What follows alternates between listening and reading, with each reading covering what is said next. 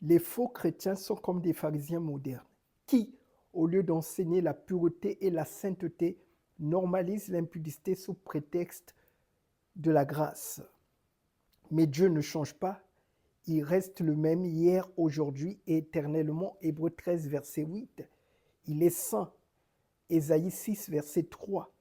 Et nous appelle à la sainteté. 1 Pierre 1, verset 15 à 16.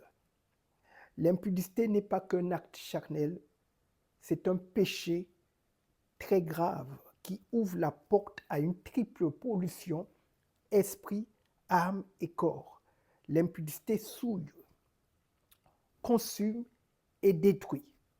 Dans la dimension spirituelle, l'impudicité va priver la communion avec Dieu. Ésaïe 59, verset 2. Dans la dimension de l'âme, l'impudicité va faire la guerre à l'âme. 1 Pierre 2, verset 11.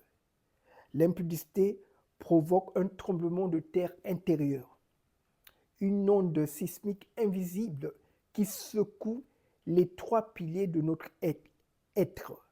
L'impudicité va enchaîner l'âme dans les liens toxiques. Dans la dimension corporelle, l'impudicité va détruire le temple de Dieu. 1 Corinthiens 3, versets 16 à 17. Le choix est clair aujourd'hui. Tu sais maintenant ce qui te reste à faire. Ou tu fuis comme Joseph, Genèse 39, verset 12, ou tu fais comme Timothée, 2 Timothée 2, verset 22, ou tu n'hériteras pas le royaume de Dieu, Éphésiens 5, verset 5.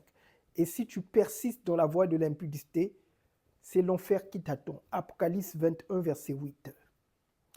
Que le Seigneur Jésus-Christ t'aide dans ce combat parce qu'il est venu libérer les captifs. N'oublie pas de liker cette vidéo, de la partager avec une personne qui lutte contre l'impudicité et surtout abonne-toi pour recevoir des contenus pratiques et spirituels qui vont t'aider à accomplir la destinée que Dieu a préparée pour toi. Je te dis à très bientôt, que le Seigneur Jésus-Christ te bénisse.